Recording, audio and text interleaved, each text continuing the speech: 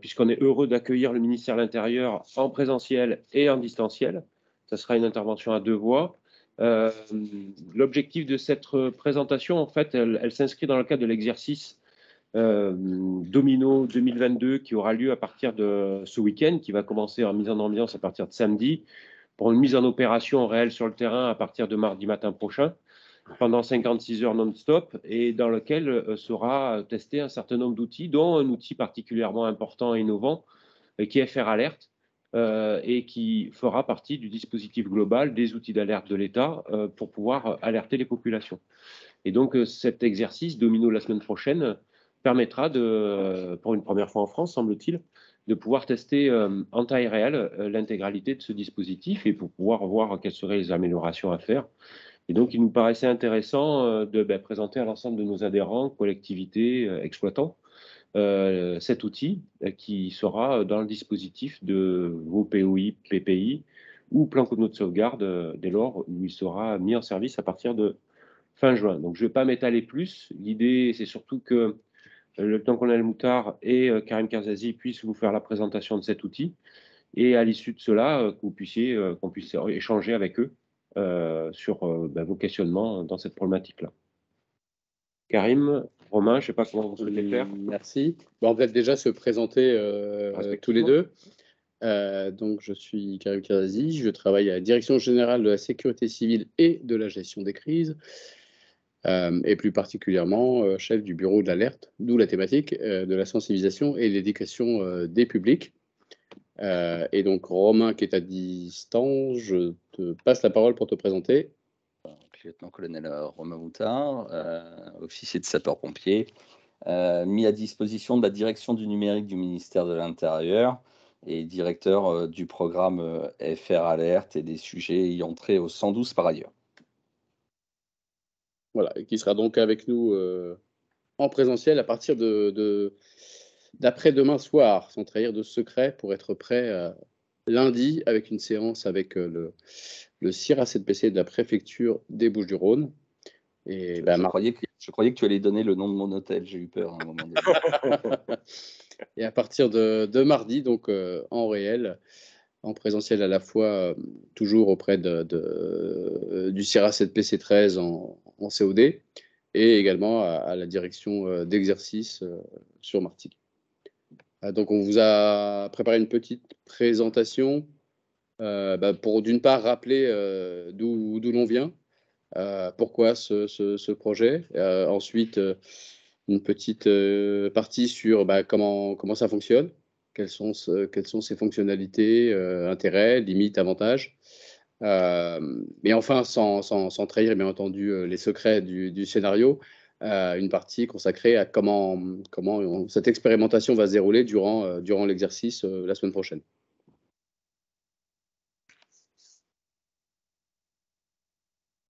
Donc, notre encore ministre pour quelques jours de l'Intérieur, et peut-être un peu plus, mais pour l'instant, il y a encore. Donc, l'annonce officielle a été effectuée à Rouen. Pourquoi Rouen? Parce que c'était un an après l'accident des usines Lubrizol et Normandie Logistique que cette annonce a été effectuée. Donc, le grand lancement des travaux qui ont abouti au projet FR Alert. Deuxième volet relatif à la genèse de ce projet, c'est que ça s'inscrit dans la mise en œuvre d'une directive européenne.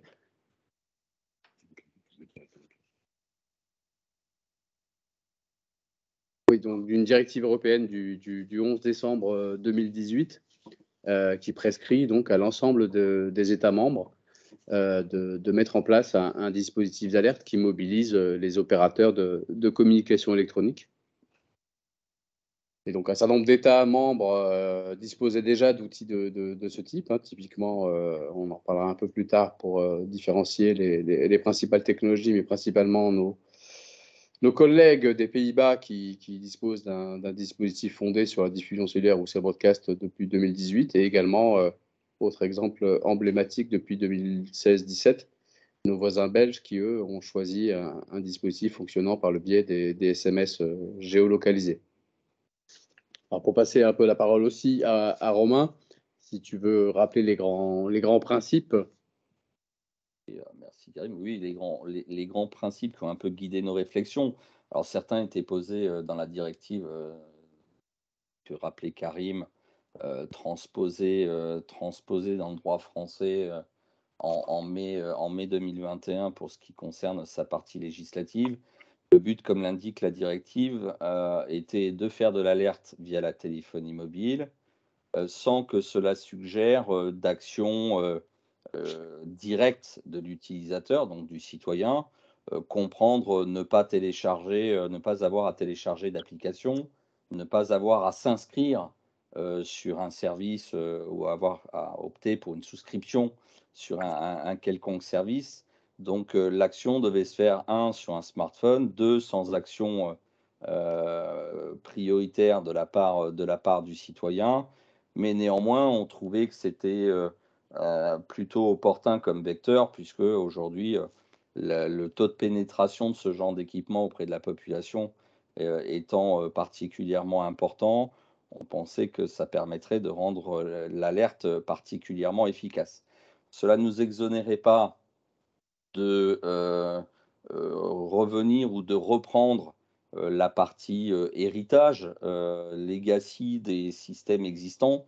Je pense notamment à la composante sirène du SAIP ou encore les médias sociaux au travers du compte Twitter Beauvau Alert notamment, mais pas exclusivement, et de se tourner aussi vers d'autres types de canaux qui viendront enrichir la plateforme FR Alert dans les mois et années à venir, avec en point de mire le vecteur satellitaire par le biais de la constellation Galileo à l'horizon 2024 en service, avec très probablement un démonstrateur à grande ampleur dès 2023.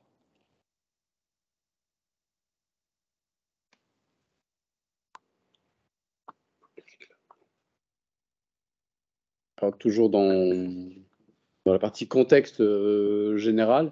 Donc on se distingue comme de nos voisins européens qui doivent mettre en œuvre la même directive par l'étendue géographique et l'étendue volumétrique du nombre d'opérateurs avec lesquels l'État doit contracter, puisqu'il a été décidé que l'ensemble du territoire de la République, c'est-à-dire la métropole certes, mais l'ensemble des Outre-mer serait également couvert par ce projet.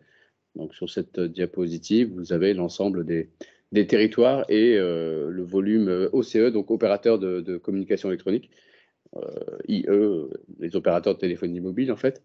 Donc quand chacun de nos voisins européens, en général entre 3, 4, maximum 5 opérateurs de téléphonie mobile avec lequel il doit passer convention pour la mise en œuvre de dispositifs d'alerte via téléphonie mobile. Et bien pour la France, c'est une vingtaine d'opérateurs avec des tailles, des niveaux, des niveaux de maturation technique très, très divers entre les quatre grands, entre guillemets, que l'on connaît en métropole, donc Orange, Bouygues, SFR et Free. Et vous avez de tout petits opérateurs qui ont parfois seulement quelques milliers d'abonnés.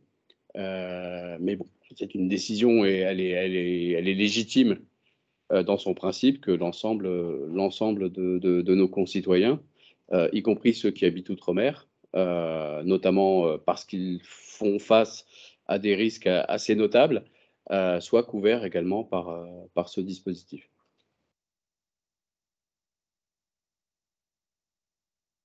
Alors, en termes de versatilité, de nature de risque, donc Domino, c'est un exercice fondé essentiellement sur le risque technologique. Pour ce qui est de la sécurité civile, nous avons également un œil particulier, une attention particulière sur la couverture des risques naturels. Mais nous avons, et on le verra un peu plus loin sur l'organisation projet, l'ambition de pouvoir couvrir des risques qui importent et qui sont suivis par nos collègues de la Direction générale de la police nationale, de la Direction générale de la gendarmerie nationale et de la préfecture de police, tous les risques qui ont trait à la fois des menaces type dans une période assez compliquée ces dernières années, donc attentats, mais pas seulement. En termes de sécurité publique, il y a des cas d'usage où des événements nécessitent de prévenir la population, principalement de ne pas se rendre dans tel ou tel lieu, ou de rester à l'abri chez soi parce qu'il y a un forcené en liberté qui se promène et qui tire dans tous les sens. La période que nous traversons, qui n'est pas encore terminée également, de pandémie Covid-19, conduit à penser qu'un tel outil peut également être utile pour passer des messages géolocalisés à la population d'une zone donnée. Vous avez sans doute reçu, lorsque le confinement national a été décidé, un SMS qui a été envoyé par le gouvernement. Également en décembre de la même année, donc 2020, un même SMS a été envoyé à l'ensemble de la population pour inciter celle-ci à télécharger l'application Tous Anti-Covid. C'est une typologie de risques et menaces qui est également prise en compte. Et les points de suspension indiquent que le périmètre peut être encore élargi à d'autres types de cas d'usage. Avec le ministère de la Justice, il y a l'évocation d'un potentiel usage pour tout ce qui concerne l'alerte enlèvement. C'est d'ailleurs l'un des niveaux d'alerte dans le cell broadcast, on le verra tout à l'heure, le niveau qui s'appelle Amber Alert, qui vise les enlèvements d'enfants. Alors le projet en lui-même, comment il est conduit, c'est un peu la cuisine interne, mais c'est pas inintéressant de savoir comment il est organisé. Tac. Romain, je te laisse la parole. Merci Karim. Bon, comme vous le voyez, en miroir des cas d'usage qui sont en cible, il était intéressant, pour ne pas dire indispensable, d'agréger, j'allais dire, autour de la direction du numérique, qui représente là, comme dans toute entité du secrétariat général, un peu la transversalité des directions du ministère de l'Intérieur. Et donc, on essayait, au travers de représentants métiers des quelques grandes directions générales du ministère, plus la préfecture de police, de pouvoir adresser les cas d'usage, tant de sécurité civile que de sécurité publique, mais pas que. Le représentant, vous l'aurez compris, de la DGSCGC, étant la personne de Karim Kerzazi. Au-delà de ces directions métiers, il y a aussi, parce qu'on fait un peu de technique, mais pas que, il était important de pouvoir se relier directement et travailler avec les opérateurs de communication électronique, la vingtaine évoquée par Karim. Et tout ça se fait par le biais du commissariat aux communications électroniques de défense, qui est un service à compétence nationale rattaché au ministère de l'économie, des finances et de la relance, qui est l'entité qui a légitimité à traiter avec les opérateurs en France.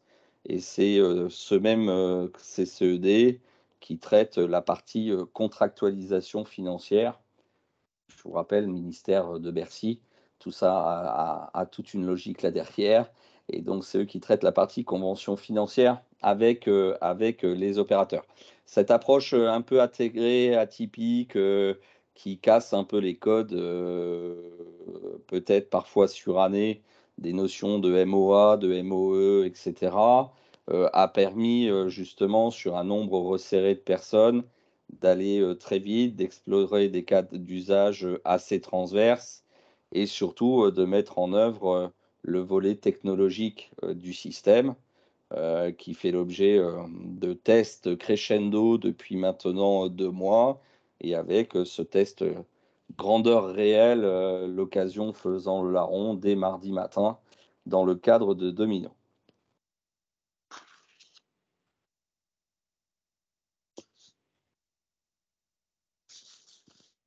Tu veux continuer sur la diapo Oui, suivante? si Ouais. tu le souhaites, au-delà de la technologie, et ce qui est le plus important, comme bien souvent, c'est l'usage et c'est le fonctionnement. Le fonctionnement tel qu'on l'imagine, assez classiquement, c'est des flux de plus en plus importants aujourd'hui, qui proviennent et que l'on range sous la bannière de l'alerte montante des flux qui proviennent aujourd'hui ou des informations, des renseignements d'un certain nombre de capteurs, que ce soit des capteurs, j'allais dire, humains, physiques, institutionnels. Les services de vigilance, on a situé à cet endroit-là Météo France hein, pour l'illustrer, mais pas que. Un certain nombre de capteurs physiques sur des réseaux. Pourrait-on parler du réseau CIMA, du réseau géré par le Sénalt sur les problématiques tsunami par ailleurs. Bien sûr, tous les flux également remontant des équipes d'intervention et j'ai vu quelques collègues du SDIS 13 autour de la table virtuelle et je les salue au passage. Ce sont aussi des capteurs en puissance et bien sûr au titre des capteurs humains, au-delà des services d'urgence et des services d'intervention, l'ensemble de la population. Toutes ces alertes, informations montantes permettent aux décideurs de prendre la décision et de donner un go à ce que soit lancée la phase d'alerte à la population, qui est une phase, j'allais dire, intrinsèque de toute gestion d'événements, voire le cas échéant de gestion de crise. C'est à ce moment-là que rentre la partie, j'allais dire, technologique et la partie outils au travers de la plateforme FR Alert, qui est une appli centrée et localisée dans les data centers du ministère de l'Intérieur pour des questions de sécurisation.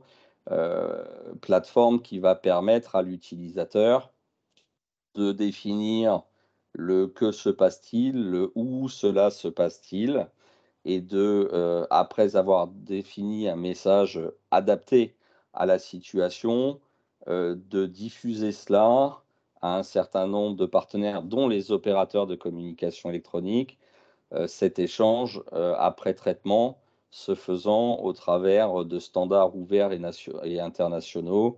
Je pense tout particulièrement au Common Alerting Protocol, hein, qui est un volet de l'EDXL, particulièrement usité et qui va permettre in fine de disséminer l'alerte auprès de la population. C'est bien notre finalité. Et de ce point de vue-là, on sort un peu du volet technique, même beaucoup, et c'était important, avec des problématiques d'intelligibilité du message, de multilinguisme, d'accessibilité potentiellement aux personnes porteuses de handicap. J'en passe, c'est des meilleurs.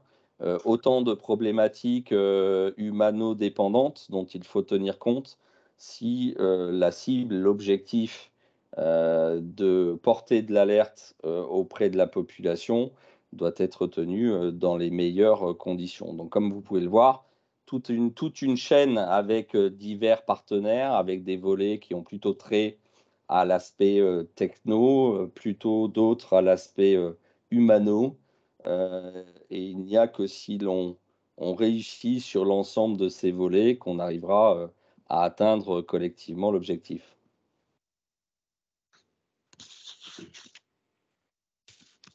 Alors, cette D'un point de diapo vue, raconte la même histoire un peu plus centrée sur le portail d'alerte multicanal. Tu peux effectivement continuer.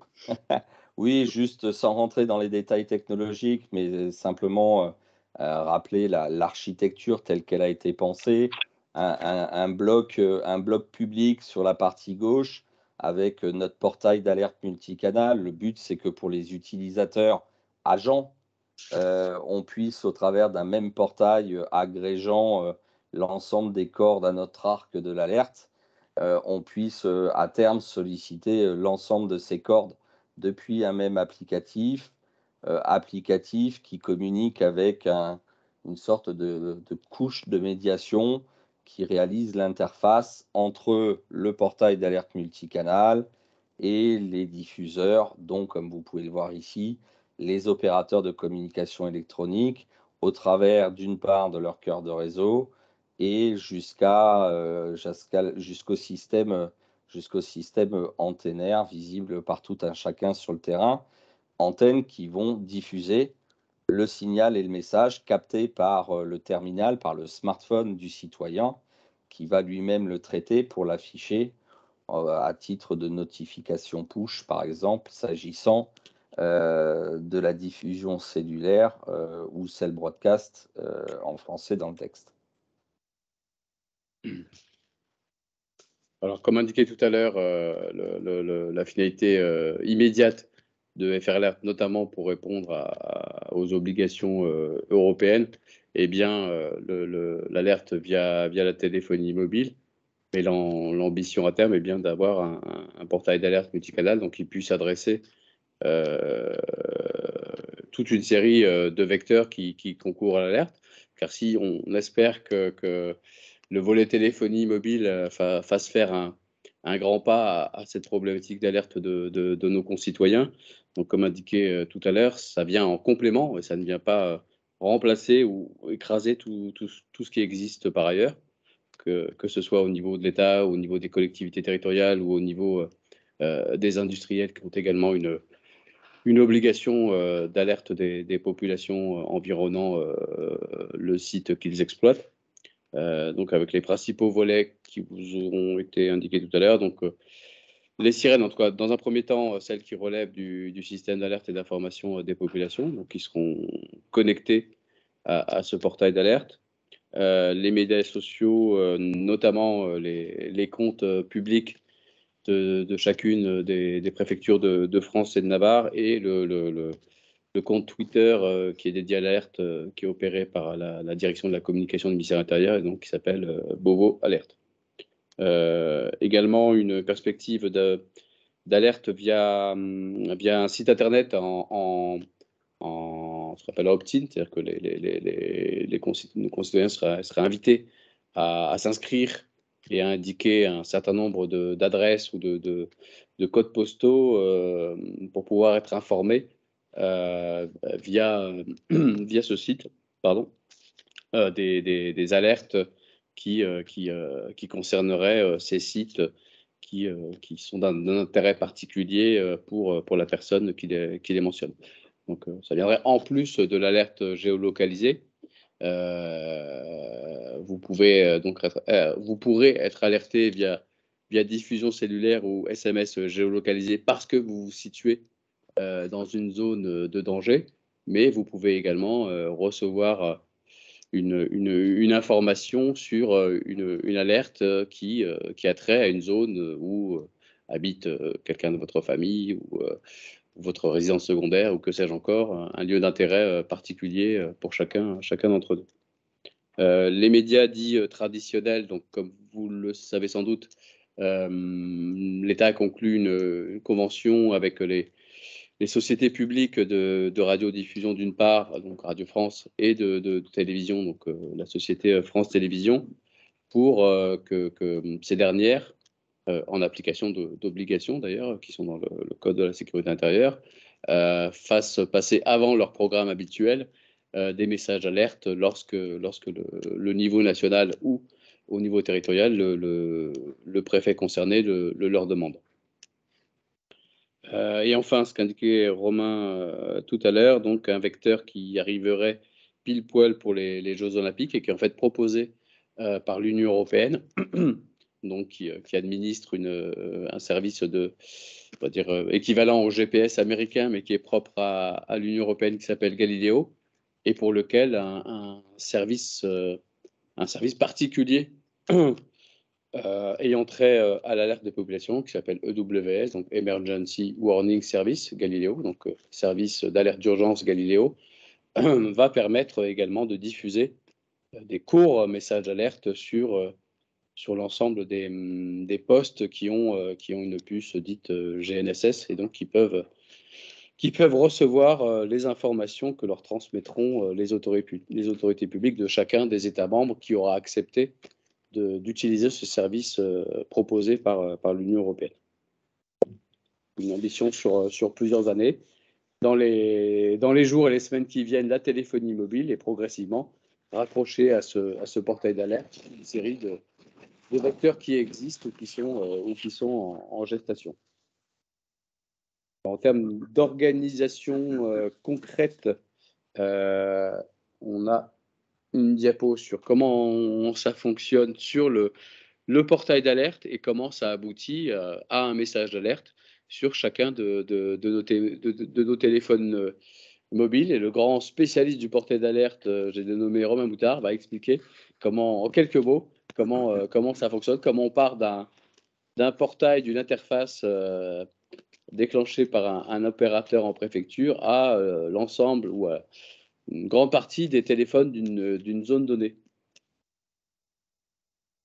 Quelques mots malgré tout, mais comme vous pouvez le voir, sur ce screen de l'application, qui dit alerte géolocalisée, dit très concrètement quelque chose qui se doit d'être très cartocentré, d'où l'utilisation intensive de la cartographie. Cartographie sur des données de base assez génériques que l'on va récupérer auprès d'une entité du ministère de l'Intérieur, notamment côté gendarmerie nationale, et à côté de ça, des données plutôt orientées métiers, données supplémentaires que l'on consomme au travers de web services auprès de la plateforme Synapse, dont le TI2G de la DGSCGC à la charge. Tout ça permet assez classiquement de trouver en fonction de ses droits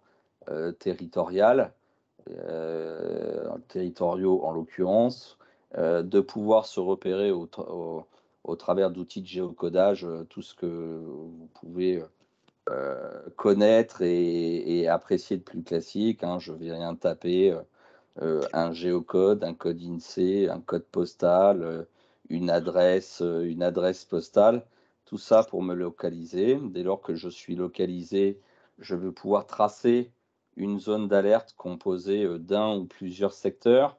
Ces secteurs sont de type circulaire ou polygonal. Vous avez un exemple de circulaire sur la diapo, des choses on ne peut plus classiques. Et dès lors que j'ai ma zone d'alerte, je vais notamment dans le cadre de la diffusion cellulaire, donc du service Cell Broadcast, demander à ce que soit diffusé sur cette zone un message que je vais indiquer, message qui pourrait être diffusé dans la langue locale, à savoir le français, mais également dans une langue alternative en fonction, j'allais dire, du territoire concerné par l'alerte.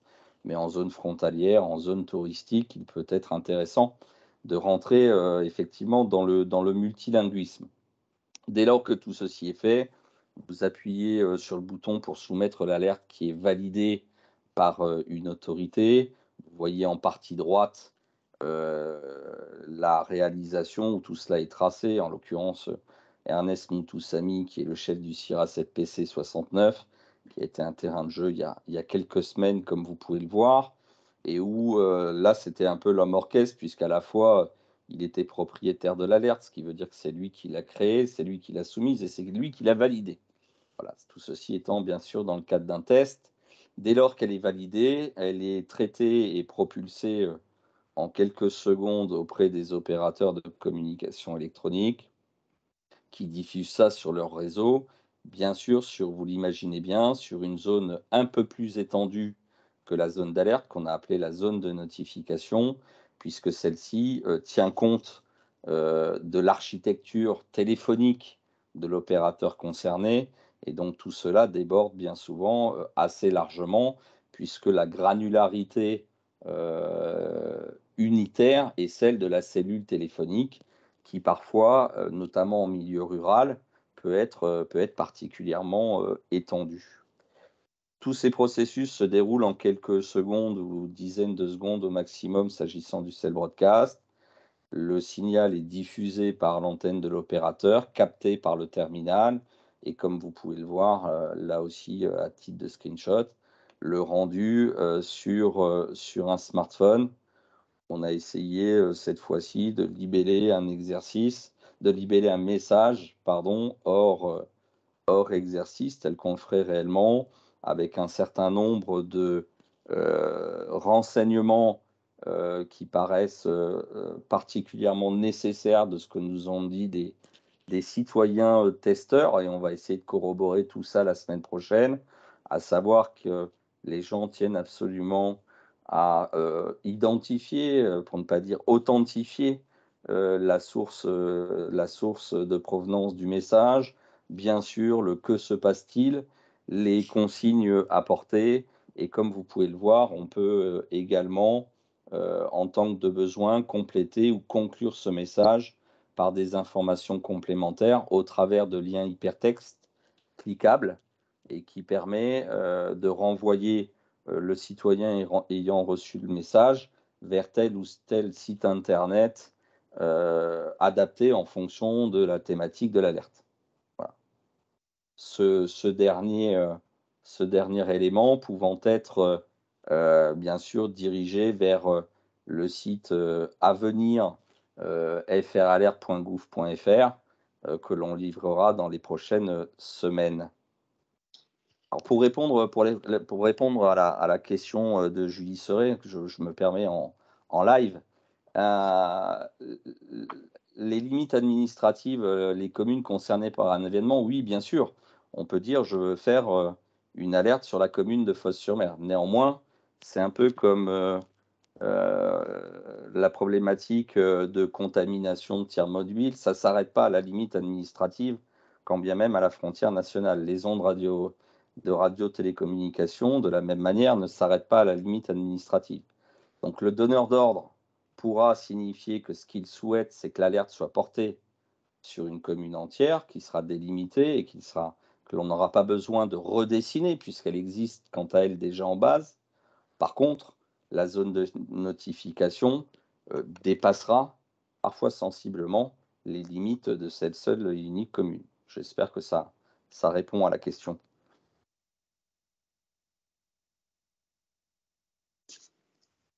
D'accord. Je vois aussi une question on peut faire un petit stop sur les questions qui sont sur le chat. Une question sur le logiciel Synapse permettra-t-il de visualiser les alertes effectuées par FRLR? C'est effectivement l'ambition que les informations issues des différents systèmes d'information qui concourent à la gestion de crise puissent être, dès lors que c'est pertinent, affichés, visualisés sur ceux pour lesquels ça a un intérêt.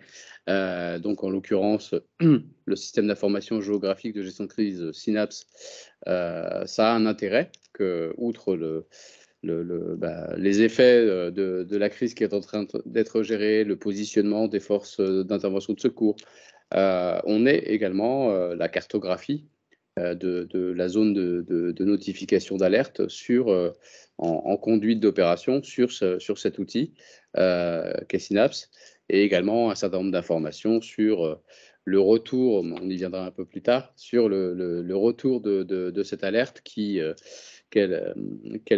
cellule téléphonique, combien de cellules téléphoniques ont relayé l'alerte, quand c'est possible, combien de personnes ont reçu l'alerte, etc., etc. Oui, merci Romain, je vois que tu t'es permis de répondre au fur et à mesure qu'il y avait des questions. C'était peut-être pas la règle, pardon. Non, c'est parfaitement la règle et c'est exactement ce qu'il fallait faire.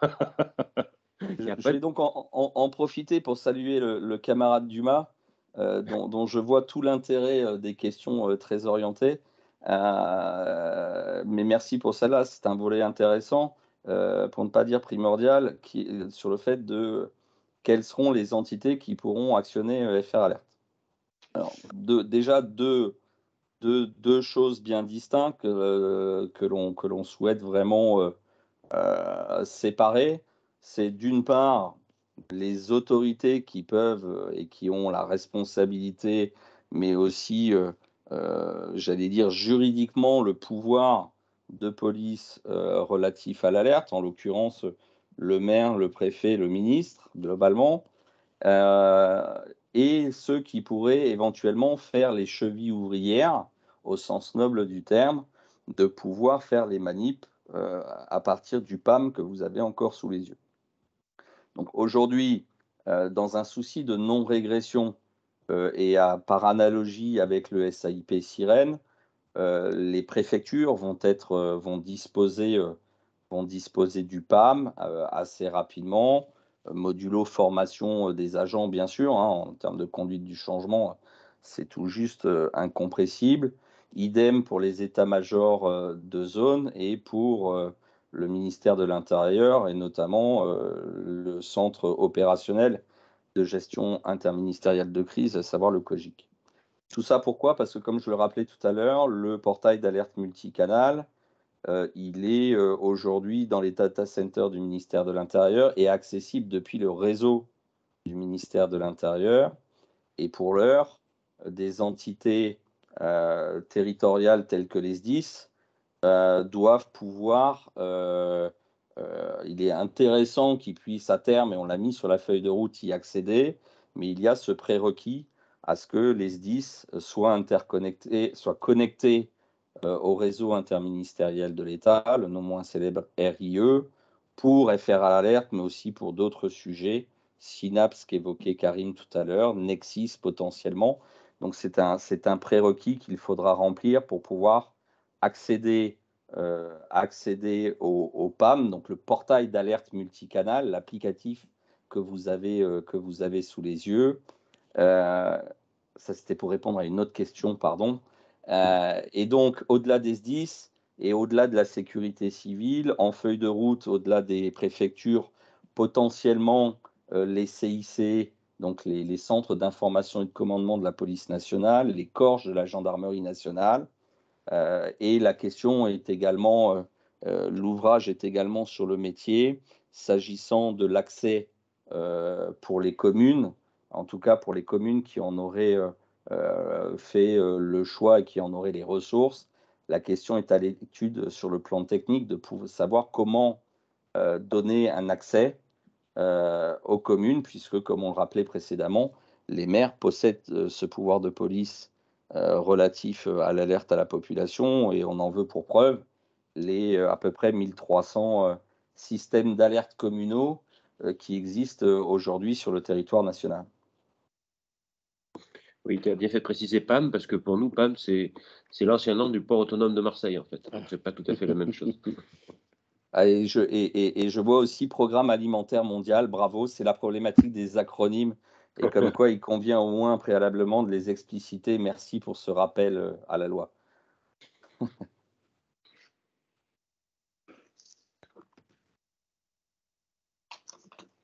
Je essaie de revenir sur le diapo. Je crois qu'on avait après des éléments sur la distinction entre les deux principales technologies qui ont vocation à intégrer FR Alert pour son volet téléphonie mobile. Donc, on évoquait tout à l'heure deux États européens emblématiques qui ont chacun initié le chemin de l'une de ces deux technologies. Donc, CB, Cell Broadcast, ou en bon français, diffusion cellulaire, et LB SMS, Local Based SMS, donc SMS géolocalisé, là encore en bon français. Donc la plupart des États européens, depuis la publication de la directive de décembre 2018, ont choisi l'une de ces deux technologies.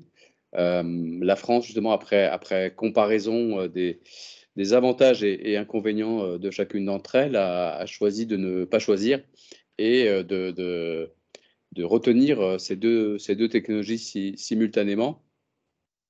Là aussi, c'est peut-être aussi parce qu'on est dans le quoi qu'il en coûte, mais voilà, ça représente un certain budget. Néanmoins, les avantages et inconvénients de l'une et de l'autre, qui miroitent en fait, ont conduit à retenir ce mix technologique avec quand même un socle qui est celui de la diffusion cellulaire, donc le cell broadcast, notamment parce que ses principaux avantages sont ceux d'une extrême rapidité de diffusion, une capacité de diffusion massive, de ne pas être soumis aux éventuelles difficultés de congestion des réseaux, et en termes de communication avec le citoyen, l'énorme avantage de pouvoir être entre guillemets intrusif, c'est-à-dire d'adjoindre au message alerte un signal sonore. On vous passera tout à l'heure une petite vidéo de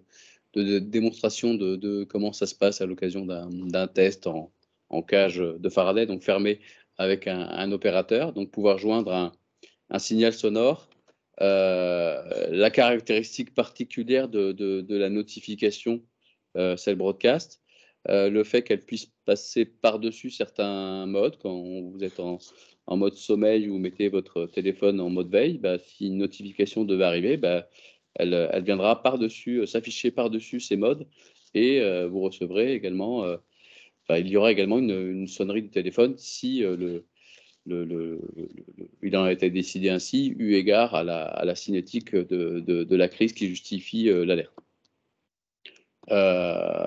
Parallèlement, donc Karim, si tu Oui. le permets, avant de passer au LBSMS, peut-être répondre à la question de René Tassi en ligne sur le fait que quand CB, vu nos explications, on envoie une salve et de dire que se passe-t-il si je n'étais pas dans la zone initialement et lorsque j'y rentre par la suite.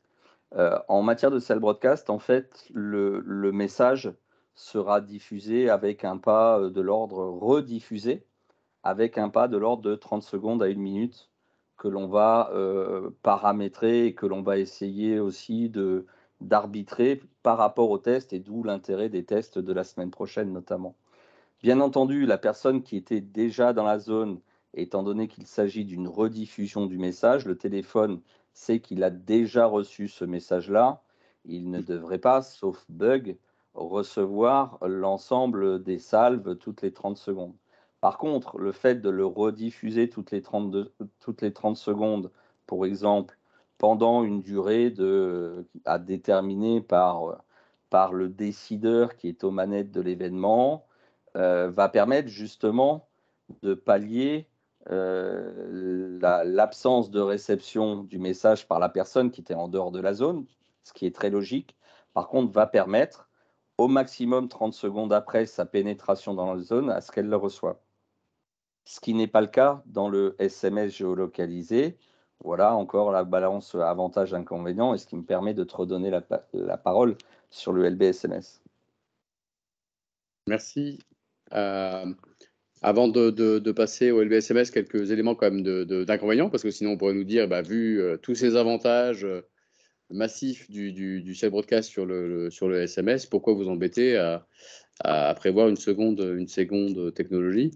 Donc il y a quand même quelques faiblesses ou points qui nécessitent de ne pas faire que du CB, notamment parce que celui-ci, premier élément de nature pécuniaire, coûte assez cher aux opérateurs en termes d'investissement, sachant que dans la transposition de la directive européenne, donc, qui a été effectuée par voie d'ordonnance en mai 2021, il a été prévu que l'État compensait les investissements consentis spécifiquement aux dispositifs d'alerte par les opérateurs, alors que tout ce qui concernera le fonctionnement, notamment la diffusion des notifications et des messages, entre guillemets, sera pour leurs pommes, et donc pas compensé par l'État.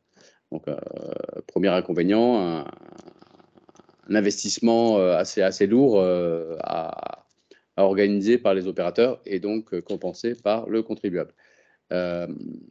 Deuxième série d'inconvénients, tous les téléphones ne sont pas nativement compatibles avec le cell broadcast. Donc, on en parlera tout à l'heure également de sujets d'éditeurs de systèmes d'exploitation, Google et Apple. Et également, autre inconvénient, pas de retour sur qui a reçu ou n'a pas reçu l'alerte. Sur Domino 2022, voilà, il y a des salves de notifications qui vont être envoyées sur Martigues, sur Châteauneuf-les-Martigues, sur Fos-sur-Mer, mais il ne faudra pas demander 10 minutes après combien de personnes ont reçu cette notification d'alerte, parce que la réponse sera « j'en sais strictement rien ». Ce qui sera possible d'avoir en retour de la part de chacun des opérateurs mobilisés, c'est combien de cellules téléphoniques ont effectivement relayé ce message d'alerte sur la zone qui va leur être notifiée Chaque opérateur va calculer combien d'antennes relais et donc de cellules ont été mobilisées, entre guillemets, et combien d'entre elles ont effectivement relayé le message alerte. Et puis en termes de rétex, eh ben, ce sera tout, hormis les petites enquêtes, les questionnaires qui permettront d'avoir une évaluation, mais certainement pas qu'un degré de précision à l'unité près, mais d'avoir une évaluation de combien à peu près de téléphones ont effectivement reçu la notification d'alerte. Donc, ce qui permet de faire la transition avec l'autre dispositif, donc celui des SMS géolocalisés, donc qui, eux, permettent d'avoir des statistiques en termes de diffusion et de réception des téléphones situés sous les antennes relais figurant dans la zone de diffusion que les autorités publiques ont transmis aux opérateurs.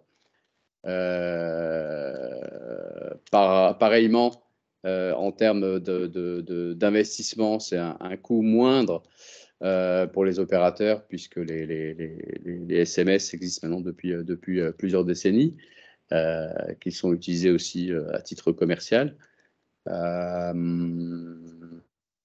En contrepartie, donc les principaux inconvénients qui sont les avantages donc, du cell broadcast, les inconvénients du LBSMS sont que vous recevez un SMS comme un SMS de vos parents, de votre tante ou autre, et qu'il n'y a aucun effet sidérant particulier. Si vous recevez un SMS d'alerte dans le courant de la nuit, si vous êtes endormi, vous le découvrez soit le lendemain matin, soit vous ne le découvrez jamais parce que vous n'êtes plus là. Et également, en termes de défauts, c'est nettement plus lent dans la diffusion, que ne l'est le cell broadcast, et ça peut être soumis à la congestion des réseaux, CF, les messages de bonne année, tous les premiers de l'an. Sur ce dernier élément et sur la relative lenteur, tout dépend ce que l'on en attend. Pour autant, pour ceux qui s'intéressent à ces sujets de l'alerting, et notamment en Europe, vous avez peut-être pu voir que l'État luxembourgeois a fait maintenant un premier test de LBSMS il y a 2 semaines et a subi un peu les foudres de la population qui s'est assez largement plainte, non pas du retard à l'allumage, mais de l'envoi tardif de certains messages, les premiers ayant démarré vraisemblablement aux alentours de midi, et certains messages n'arrivant qu'au-delà de 14 heures, ce qui, en fonction de la cinétique de l'événement, n'est pas toujours compatible avec la notion même d'urgence. Tout ceci reste à corroborer au travers d'un retour d'expérience que l'on attend impatiemment de la part de nos collègues luxembourgeois, pour justement pouvoir échanger sur ces sujets-là, affiner la doctrine sur dans quel cas utiliser plutôt quelle corde plutôt que telle autre, ce qui va être tout le challenge ou tout le défi de l'aspect multicanal de la plateforme FR Alert.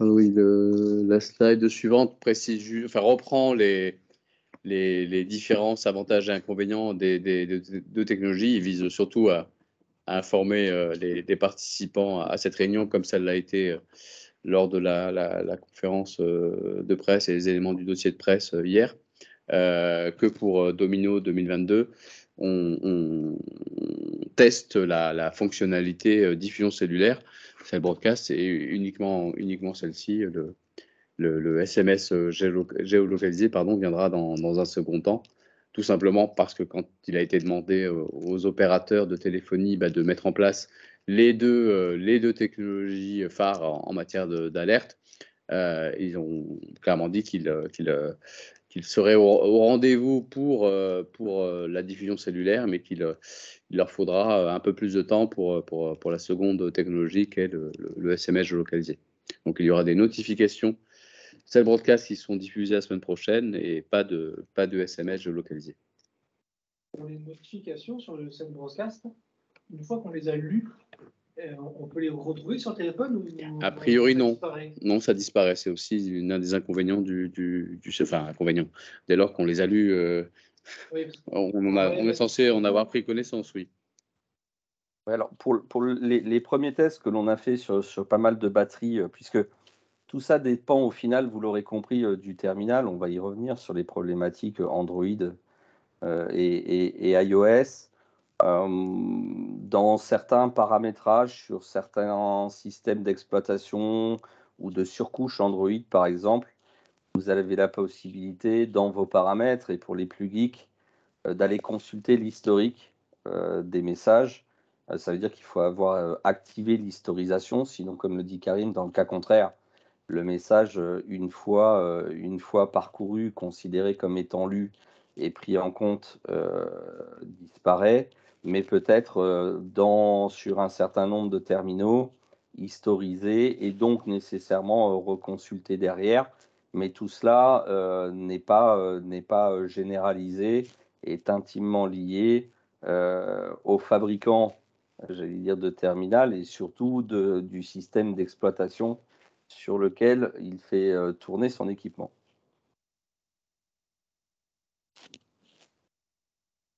Alors ensuite, nous avons les sujets. Je crois qu'il y a une question justement là-dessus sur le contenu même du message. Donc une série de diapositives sur comment une notification va se constituer, va s'architecturer.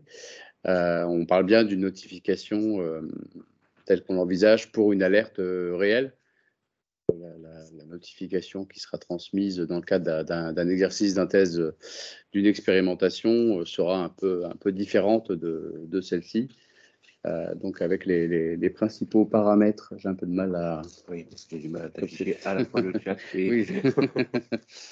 À l'issue de travaux qui ont associé à la fois des représentants de la centrale, des préfectures expérimentatrices, il y en avait 7 au total, état-major de zone participant, il y en avait 1, des chercheurs, etc., sur comment être le plus clair, le plus pédagogique sur ce qu'on attend de cette alerte. C'est dégager l'idée qu'il fallait structurer, hiérarchiser et ne pas trop en faire en termes de texte pour être le plus pédago, le plus clair pour que nos concitoyens, donc on l'espère, comprennent la nature du danger auquel ils sont ou pourraient être exposés à brève échéance et où ça se passe et ce qu'il est attendu d'eux en termes de comportement un peu réflexe, hein, assez basique selon la nature des crises, mise à l'abri à la maison, montée en point haut en cas d'inondation ou, le cas échéant, organiser l'évacuation s'il faut se tailler à toute vitesse de là où on est. Voilà ces principaux éléments, ça a été un peu dit tout à l'heure. Donc, un son particulier pour ce qu'on appelle le niveau 1, c'est le niveau le plus élevé de l'alerte, c'est le broadcast. Bien entendu, pour être cru, l'identification de l'auteur du message alerte, pas nominativement, mais de l'autorité qui envoie l'alerte. Une description courte de ce qu'il se passe, notamment en premier message alerte. Il n'est pas impossible que les informations sur la nature très précise de ce qu'il se passe ne soient pas connues ou totalement connues du décideur qui va lancer l'alerte. Néanmoins, dès lors qu'il y a une forte présomption qu'il se passe quelque chose, cela ne doit pas dissuader de diffuser l'alerte. Autre élément, bien entendu, la localisation, où ça se passe. Alors, soit un lieu remarquable, un lieu précis, un lieu connu des habitants du coin, soit une zone géographique. Donc, il n'y a pas de carte associée dans le message alerte, d'où la nécessité d'être le plus clair et le plus pédago possible aussi sur cet aspect-là, où ça se passe. Et enfin, une série de consignes, comme je vous le disais tout à l'heure, assez basiques, mais qu'il convient également de hiérarchiser Dernier élément qui ne sera pas systématique, mais peut-être intéressant compte tenu de la relative concision du message alerte, pouvoir compléter celui-ci par un lien vers un site d'information qui permet de donner des éléments plus complets, notamment au fur et à mesure que la crise se développe, quand il y a des informations sur à la fois la nature de la crise, la nature du danger et le lieu précis où ça se passe, de pouvoir afficher ça sur un site internet qui permet à tout à chacun, dans la mesure du possible, d'activer ce lien et d'avoir ces informations. Donc, la diapo suivante, c'est ce que ça donnerait, ce qu'on a fait il y a quelques semaines, Romain, c'est ça, avec les collègues de la préfecture du Rhône sur un accident gare de Cibelin.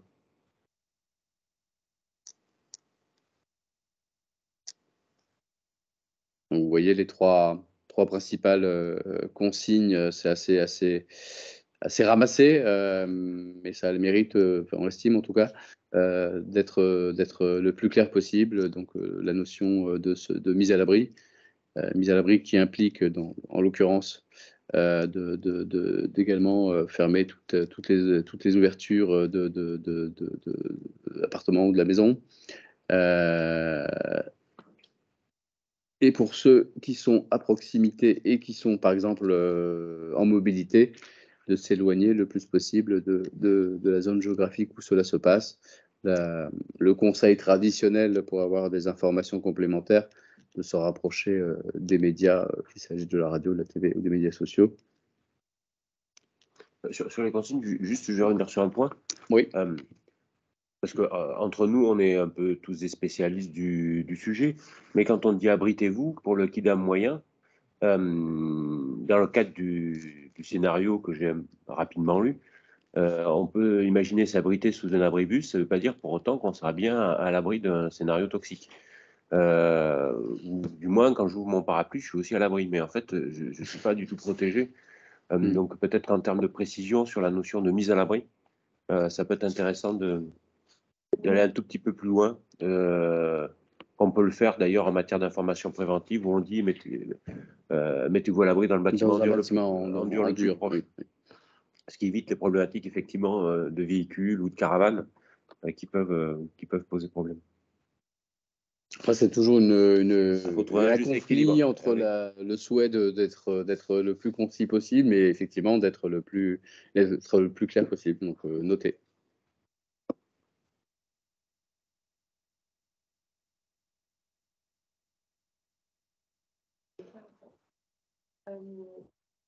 Comment est-ce qu'aujourd'hui on a une certitude que je vais essayer de reformuler. Moi, j'habite aux États-Unis, donc j'ai expérimenté les alertes par cell broadcast là-bas. J'avais un téléphone américain avec un opérateur américain et un téléphone français avec un opérateur hôte. Du coup, mon opérateur Orange et puis transféré sur un opérateur américain. Et je ne recevais les notifications que sur le téléphone américain. Celui qui était français hébergé par un opérateur américain, les notifications n'étaient pas transférées dessus. Et alors, c'était il y a quelques années, je ne sais pas si aujourd'hui ces questions-là, elles sont réglées. Aujourd'hui, on peut avoir la certitude que les étrangers qui ont des téléphones étrangers qui sont ici reçoivent de la même façon les notifications. En tout cas, c'est dans le cahier des charges qui a été transmis aux opérateurs. Si ce n'est explicite, inclus dans les obligations fixées par la directive européenne, que ce qu'on appelle les roamers in soient également concernés. Et a priori, les opérateurs nationaux reprennent, pour la partie communication classique, banale, les personnes qui viennent de l'étranger et qui séjournent en France, et par ce biais-là ont vocation, mais ce type de test et d'expérimentation a aussi l'objectif de vérifier que ce qui a été prescrit et ce qui est envisagé se concrétise dans la vraie vie. Mais en tout cas, oui, en termes d'objectifs, bien entendu, on vise également à ce que les roamers soient alertés dès lors qu'ils sont bien entendu dans la zone d'alerte et de diffusion. Par contre, les notifications ne peuvent pas être traduites dans la langue de l'opérateur. Pour le SMS, si je ne me trompe, Romain, c'est inhérent au SMS. En revanche, pour le cell broadcast, il faut traduire, enfin, il faut que l'émetteur de l'alerte soit, si ce n'est polyglotte, en tout cas maîtrise un certain nombre de langues et rédige sur le portail les différents messages d'alerte.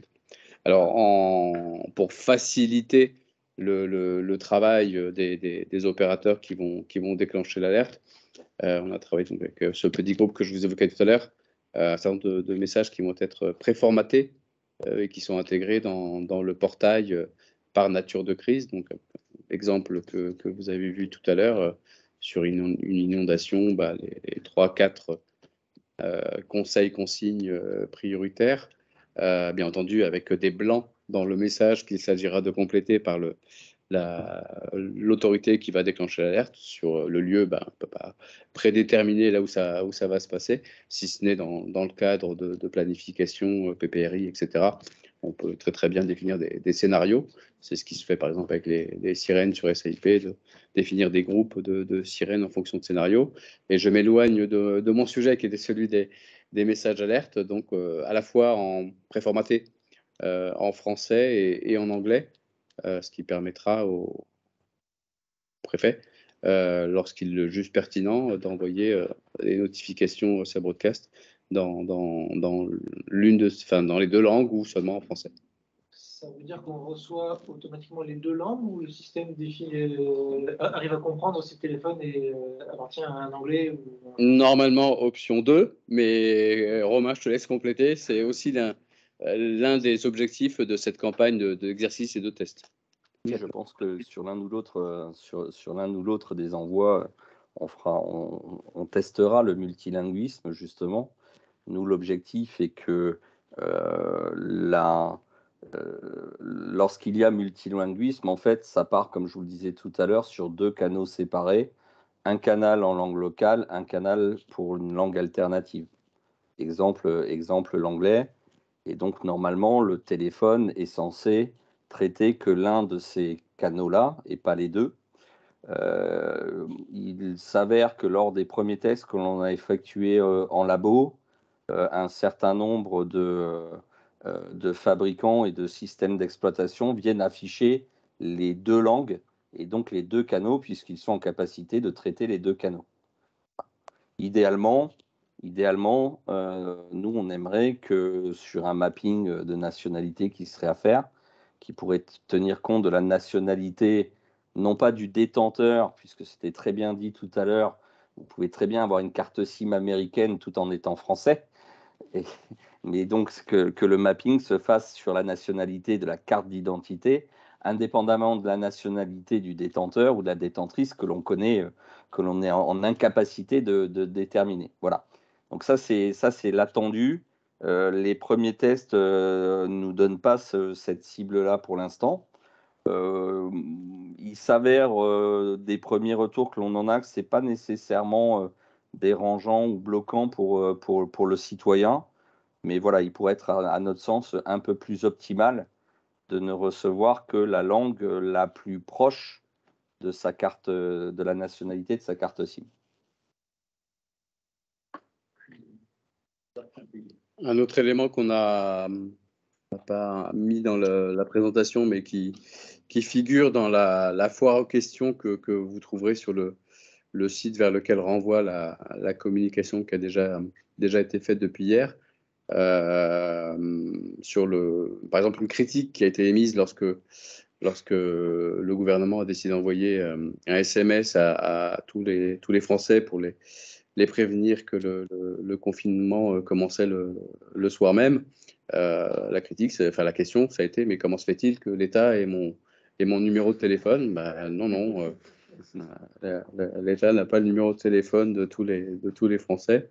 Et en l'occurrence, pour la diffusion cellulaire, donc qui va être testée la semaine prochaine, il n'y a pas besoin d'avoir quelques numéros de téléphone que ce soit puisque, comme indiqué tout à l'heure, le système de toute façon est aveugle, hein, donc on envoie à l'ensemble des personnes qui sont, à l'ensemble des téléphones, pardon, qui sont, entre guillemets, accrochés à une cellule d'antenne relais qui figure dans la carte qui a été transmise aux opérateurs. Cet aspect-là ayant été d'ailleurs sur l'exemple luxembourgeois que je vous citais tout à l'heure, largement là aussi relayé par les citoyens qui se plaignaient que le gouvernement luxembourgeois disposait de leur numéro pour leur envoyer les SMS d'alerte. Donc comme quoi tout ça est parfois largement partagé de manière transnationale. Mais l'équipe de com qui va répondre notamment sur les réseaux sociaux tout au long de l'exercice, voilà, c'est déjà que sur le volet FR Alert, ce type de questions critiques ne manquera pas d'émerger. Oui, la pression médiatique simulée de l'exercice sera alimentée par la vraie vie de l'exercice, effectivement. On a une autre question qui concerne le logiciel SAIP.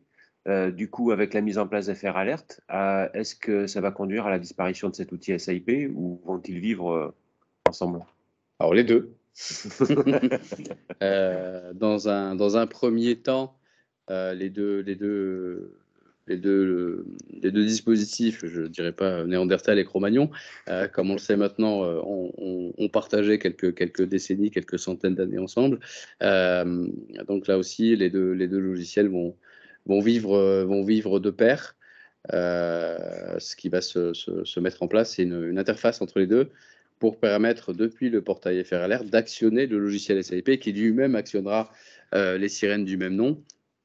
Tout simplement parce qu'aujourd'hui, on ne peut pas jeter à la poubelle le logiciel SAIP puisque les sirènes du même nom sont activées via le réseau radio particulier du ministère de l'Intérieur qui s'appelle INPT, Infrastructure nationale partageable des transmissions, et qui fonctionne sur une technologie pour laquelle le Airbus Defence and Space, donc, qui est aussi l'éditeur du logiciel de déclenchement des sirènes, est en quasi monopole, on peut même enlever le quasi. Donc la deuxième étape où portail FR Alert pourrait déclencher directement les sirènes est subordonnée au fait que l'on ne passe plus par cette INPT. Donc on sait déjà que dans quelques années, ce réseau radio est voué à être démantelé, remplacé par un autre dispositif qui est en train de prendre plus ou moins son envol. Et c'est à cette échéance-là, donc de quelques années, qu'on ne peut pas encore précisément calander, qu'on pourra se dispenser d'un logiciel que pour les sirènes et d'avoir un portail qui soit multicanal de bout en bout. D'accord. Je vois qu'il y a une question de Julie, je profite de la saluer, ainsi que ceux que j'ai pas salués individuellement au préalable. Concernant les autorités qui auront accès au portail pour pouvoir activer la fonction. Alors, tant Romain que Karim y ont déjà répondu, mais il faut que ce soit bien clair pour tout le monde. Donc, qui pourra y avoir accès? Et concernant les collectivités locales, qui est l'échelon, le premier échelon, la gestion des crises, auront-elles accès à celui-ci pour diffuser l'alerte et les consignes, ou passeront-elles par une autre autorité pour pouvoir l'activer? Alors, en tout cas, au moins dans un premier temps, comme l'a expliqué Romain tout à l'heure, les autorités qui auront la main sur l'outil seront au niveau local les préfets, et au niveau central, le ministre et ses chevilles ouvrières que sont les centres opérationnels sécurité civile, police nationale, gendarmerie nationale.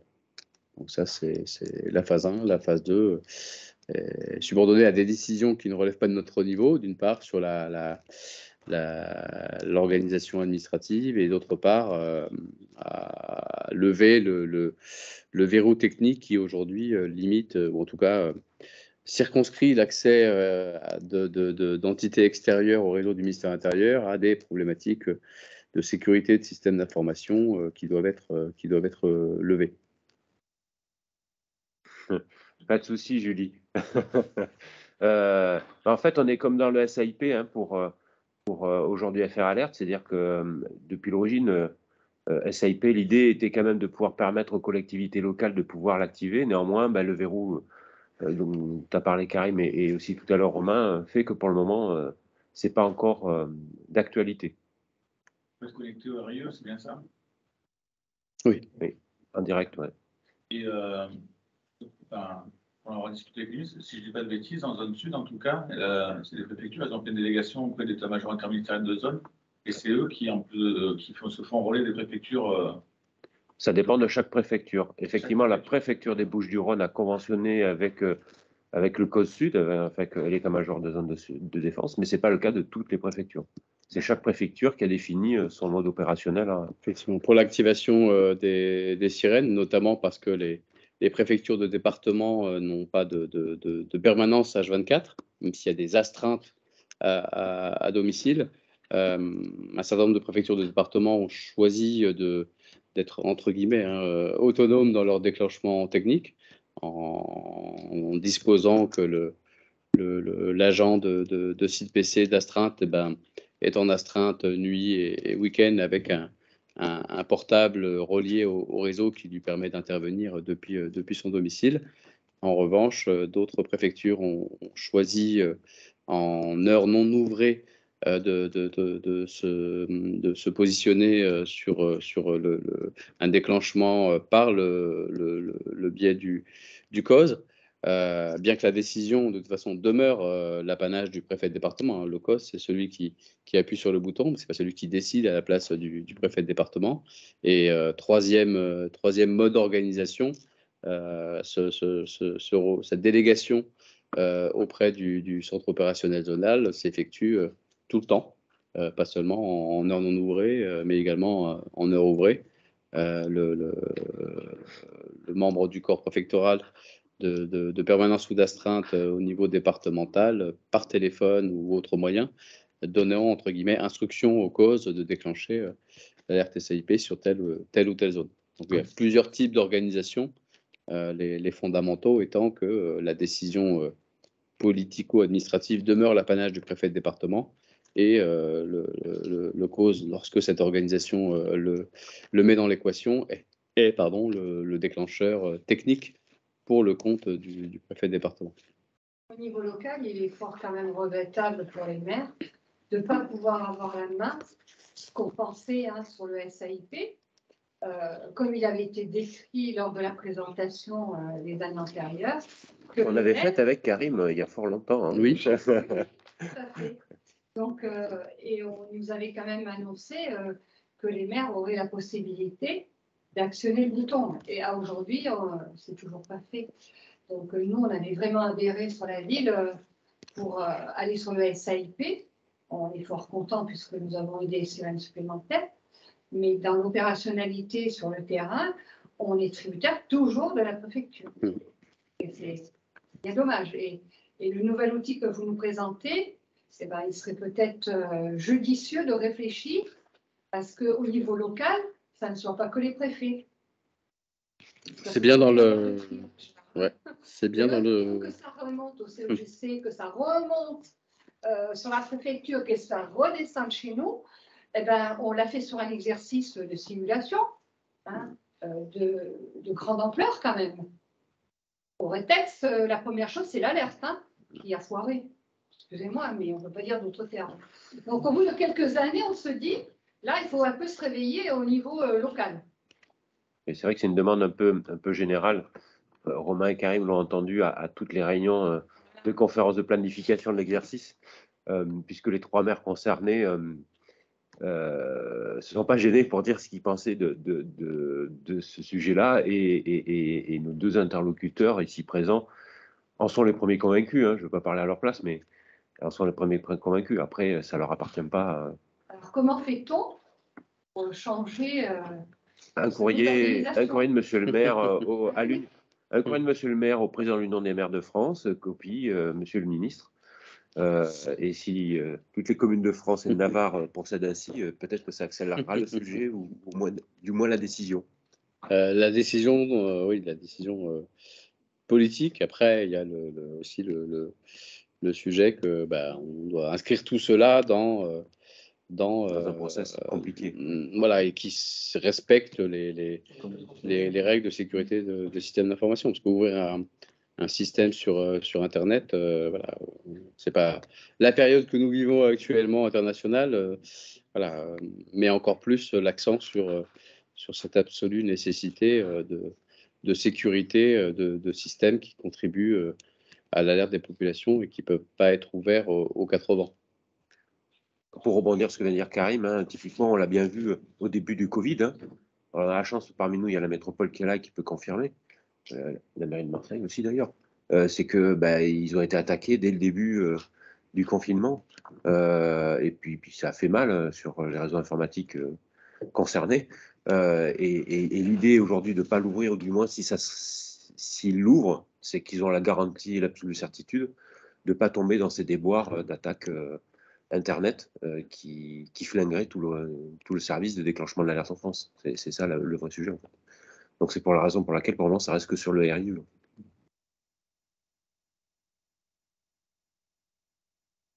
C'est pas définitif ni totalement écarté, mais effectivement il y a un historique en la matière que je reconnais totalement. Oui.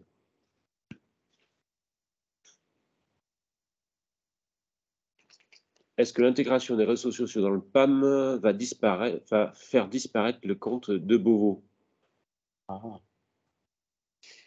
À ce stade, c'est pas quelque chose qui est sur la feuille de route, bien au contraire. Le but étant de pouvoir alimenter Beauvau Alert dans les meilleurs délais directement depuis le PAM. Parce que le but du PAM, c'est d'alimenter, de diffuser via les réseaux sociaux, dont un certain nombre de comptes, dont Beauvau Alert. Et justement, le but, en tout cas à ce stade, serait de le conserver parce que ça permet, là aussi, absolument pas de faire 100%. Il faut avoir un compte Twitter, il faut suivre ce compte-là. Mais néanmoins, ça permet, là aussi, de faire de l'alerte, voire de l'information le cas échéant, voire de l'authentification pour certaines personnes de la véracité du message. Donc ça participe aujourd'hui très largement à cette phase d'alerte. Donc il n'a jamais été, en tout cas à ma connaissance, Karim, question de l'abandonner, mais au contraire d'en rentabiliser l'usage et peut-être même la montée en puissance. Tout ça aux côtés aussi des réseaux sociaux institutionnels de tel ou tel, les comptes Twitter des préfectures s'il s'agit d'alertes plus locales, etc. Ou peut-être des communes demain ou après-demain pour rebondir sur le point précédent. Ne relance pas le sujet, s'il te plaît. Mais moi, j'étais pas là il y a quelques années, j'ai droit à la virginité et je peux assurer, madame, que nous réfléchissons et nous réfléchissons ardemment et intensément. Je ne sais pas si on a formalisé l'information, mais vous l'avez sans doute déjà eu, donc que les messages qui seront envoyés donc mardi et mercredi via FR Alert, selon le pourcentage de possession de téléphone chez vous, tous ceux qui ont des iPhones dont je fais partie, donc ne recevront pas le message, puisque la partie système d'exploitation, à ce stade, seul Android a validé les tests qu'ont fait les opérateurs. Pour Apple, il continue encore, je crois qu'on est en courte finale pour Apple, mais ce sera dans le cadre d'une livraison commerciale qu'on espère tous au mois de juin, donc post-domino. Donc effectivement, dans le cadre de l'exercice, pour rebondir sur ce qu'ont dit Romain et Karim, au travers des sites internet des communes, enfin des 3 communes qui jouent, et du site internet du Cyprès, il sera possible de compléter une enquête très simple, sur l'alerte au travers des sirènes, puisque l'ensemble des sirènes du secteur vont retentir.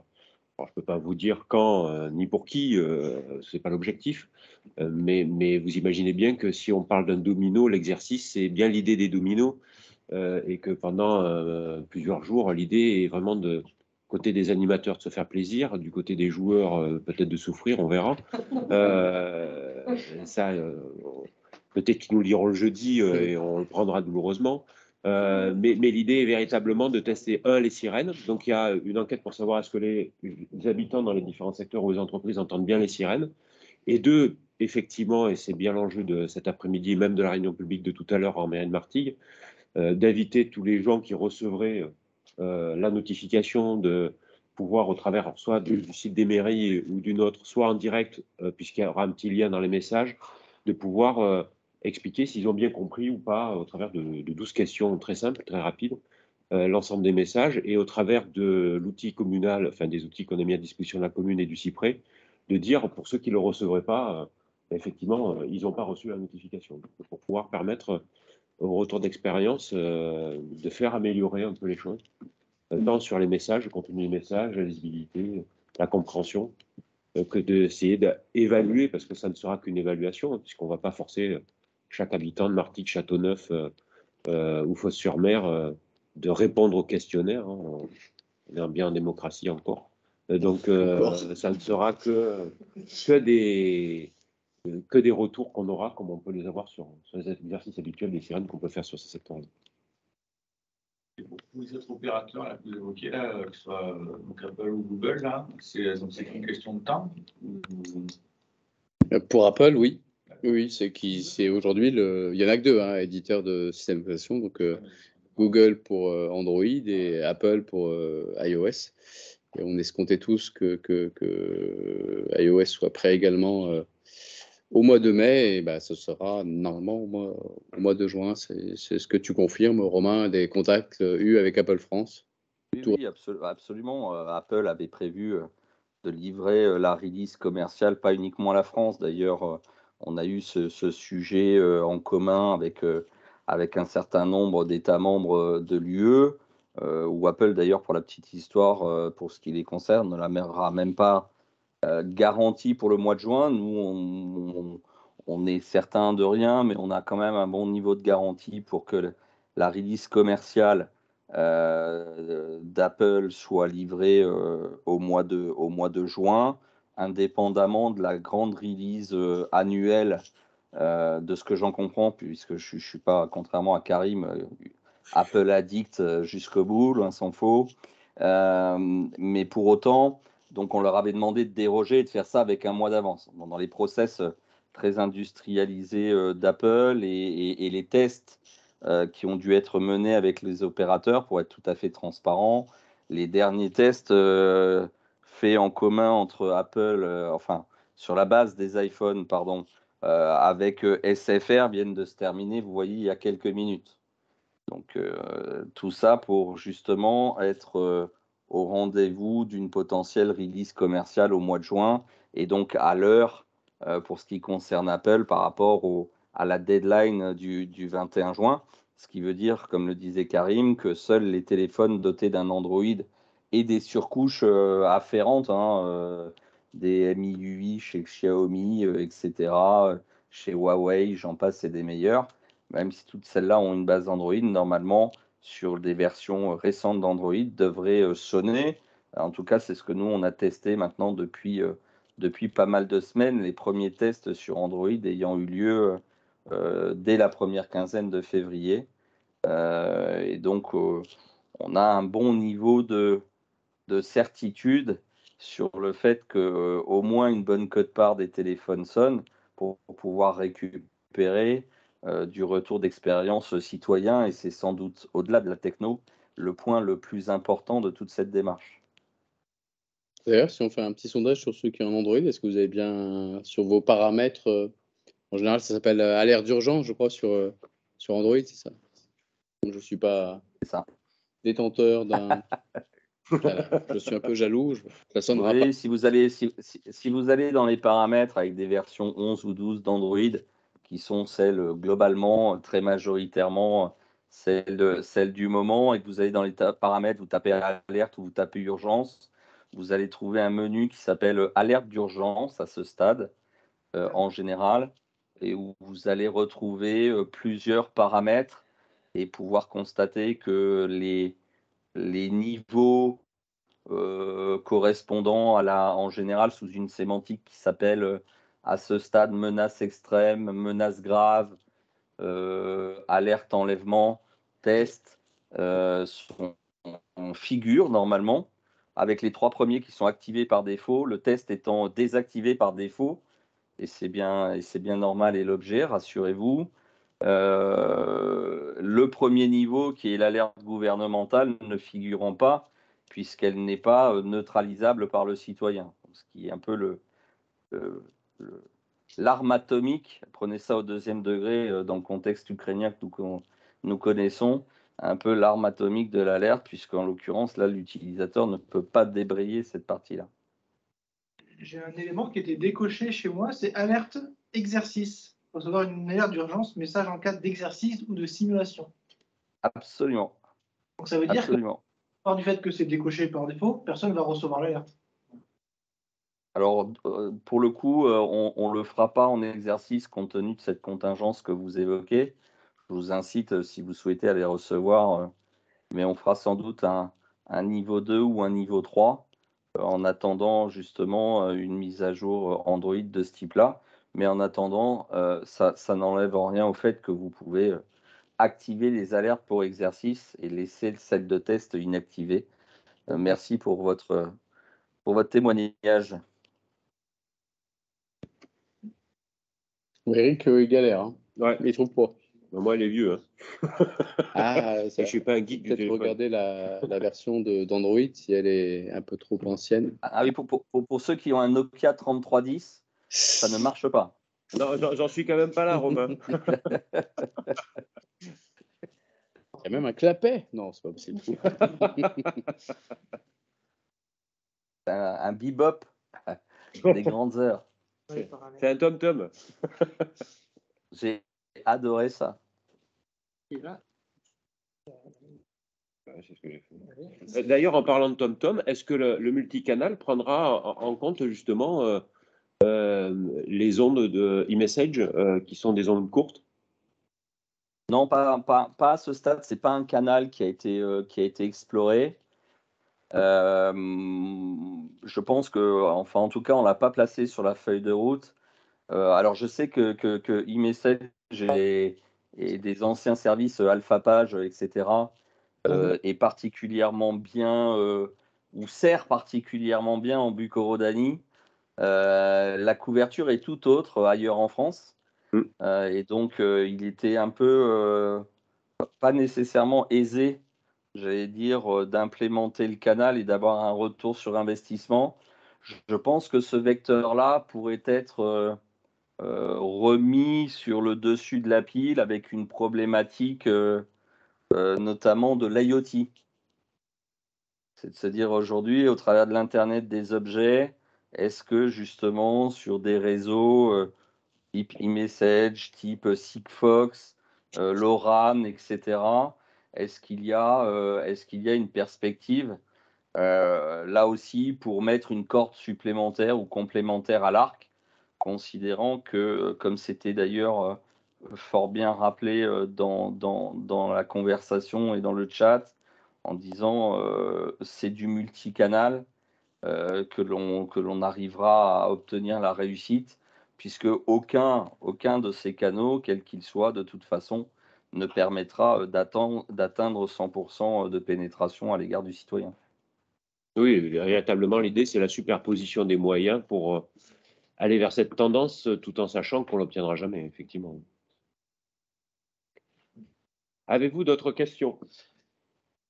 On se faisait la remarque, là, parce qu'il nous semblait, là, puis je avoir retenu ça, l'échange que j'avais un jour avec le préfet Lambert à ce propos, là, quand il y a eu justement la directive européenne qui était sortie, là, qu'aux États-Unis, ça allait même, alors peut-être que vous pourrez nous le dire, hein, mais ça allait même jusqu'à démarrer les télés en veille en affichant un message, etc. Et est-ce que ça, c'est envisageable un jour en France ou ça va dans le sens de ta question, là, des zones courtes, etc. Ou clairement, de toute façon, c'est pas l'objectif affiché, quoi. Pourquoi pas techniquement? Après, je ne suis pas un grand spécialiste de tous ces nouveaux vecteurs. À ce stade, c'est comme pour la problématique précédente, pas dans la feuille de route. Il est envisagé de travailler avec principalement les sociétés publiques de radiodiffusion pour qu'ils nous fassent une place soit en bandeau pour ce qui est des télévisions, soit en interruption potentielle des programmes. mais dans un cadre conventionnel et prévu à l'avance avec ces sociétés, pas de manière un peu systématique, automatique et brutale, sans que les diffuseurs soient eux-mêmes associés à la démarche.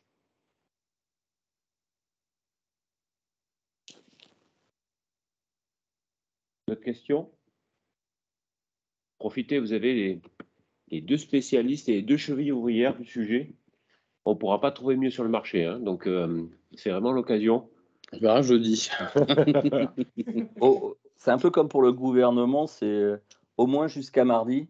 Après, ça dépendra de la réussite plus ou moins totale ou plus ou moins partielle. Donc, s'il n'y a pas d'autres questions, pas d'autres remarques, on va vous libérer. En tout cas, merci beaucoup, Karim et Romain, pour votre sympathie et surtout pour votre implication dans vouloir communiquer sur ces problématiques-là.